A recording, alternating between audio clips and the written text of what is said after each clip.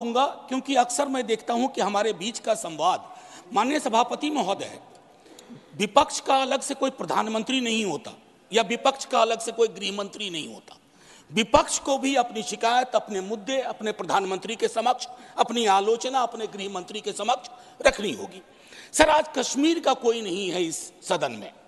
मैं था उस दिन जब नहीं, सॉरी, ये नॉमिनेटेड मेंबर है। माननीय सदस्य अपने एक सेकंड सर, उन्होंने बड़ा ग्रॉस स्टेटमेंट किया है कि कश्मीर का इस सदन में कोई नहीं है।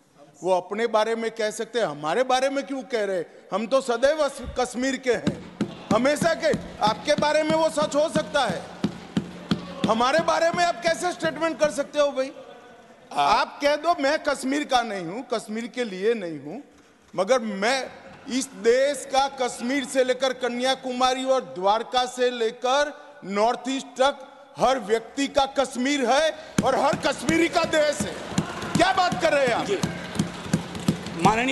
माननीय सभापति महोदय, सदन की एक व्यवस्था के तहत मैंने ये बात कही थी। वो नॉमिनेटेड मेंबर है, मैं जानता हूँ। माननीय गृह मंत्री जी ने दूसरी बात कही है। सर, मैं समझ गया। सर, या तो मुझे बात कहने दी जाए। मैं ये कह रहा था कि जैसे मैं बिहार से चुन के आता हूँ, उस संदर्भ में मैंने ये बात कही थी। देश तो सबका है सर, तिरंगा यहाँ कहीं किसी से छोटा नहीं है सर। मैं सिर्फ इतना कहना चाहता था। माननीय सभापति महोदय, इसमें बहुत अच्छी चीजें, जैसा मैंने शुरू में ही कहा कि विरोध के लिए विरोध करूं ये उचित नहीं है।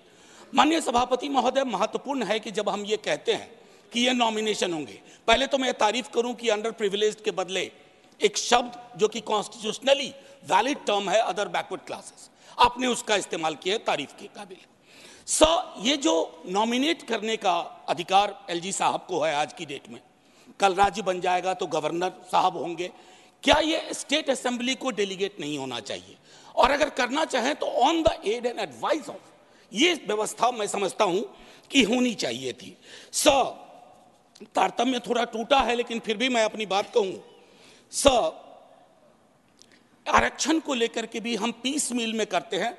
हर सत्र में मैं देखता हूं कुछ बिल आते हैं। एक समेकित योजना पूरे देश के संदर्भ में हमें इसके लिए बनाने की आवश्यकता है, वो बहुत बेहतर होगा। आज 370 पे फैसला आया और सदन की जिम्मेदारी आज बढ़ गई है। उस फैसले के बाद सरकार की जिम्मेदारी बढ़ गई है। मैं मानता हूं इतिहास, आपने यहां एक फैसला लिया था, तब संसद वहां थी सर, ये लगभग घिस चुका था, हम भी जानते हैं, लेकिन एक मनोवैज्ञानिक पहलू था। मैं आग्रह करूंगा सरकार से कि उस साइकोलॉजिकल हीलिंग की भी कोशिश होनी चाहिए, और ये हीलिंग हो सकती है सर। मैंने कहा ना कि हिंदुस्तान का मिजाज महासागर वाला है, इसको बस तालाब ना बनाया जाए, महासागर अपने अंदर सब समाहरित कर लेगा। माननीय सभापति महोदय, जो कश्मीरी घाटी में रह रहे हैं, गांव में रह रहे हैं, उनको लेकर के भी एक चिंता होनी चाहिए। बाहर हैं, उनकी चिंताएं वाकिफ है, बल्कि विवेक जी ने यह बात कहा कि बुरे से बुरे वक्त में एक बहुत बड़ी आबादी उन्हीं घरों में, गांव में, गलियों में रही, उनका एक्नॉलेजमेंट मैं समझता हूं बहुत आवश्यक है। माननीय सभापति महोदय, अंबेडकर साहब कहते थे कोऑपरेटिव फेडरलिज्म, माननीय प्रधानमंत्री जी भी कई बार उसको दोहराते हैं।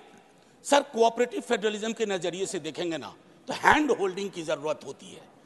मैं जानता हूं कि दिल्ली की आइडिया ऑफ नॉर्मैलिटी और घाटी या जम्मू या लद्दाख की आइडिया ऑफ नॉर्मैलिटी में फर्क है सर। अभी पिछले दिनों हमारे कई बीजेपी के साथी कह रहे थे कि चुनाव परिणाम संतुष्टि का परिचायक है। फिर तो लद्दाख में भी एक चुनाव हुआ था सर। बस 1 मिनट लूंगा, चूंकि आपने पहले कहा था सर। एक आखिरी चीज कहूंगा कि पत्रकार, विद्यार्थी, शिक्षक सरकार की आलोचना करें, उसको देश की आलोचना ना माना जाए। ये फर्क मिटता सा जा रहा है, ये कश्मीर के संदर्भ में नहीं, बाहर भी। दूसरी चीज सर, दूसरे राज्यों में जो कश्मीर के छात्र रहते हैं उनको एक प्रोटेक्शन दीजिए। और आखिरी चीज कहूंगा सर, बड़ी पीड़ा के साथ, कि खामोशी शांति का पर्याय नहीं होती है।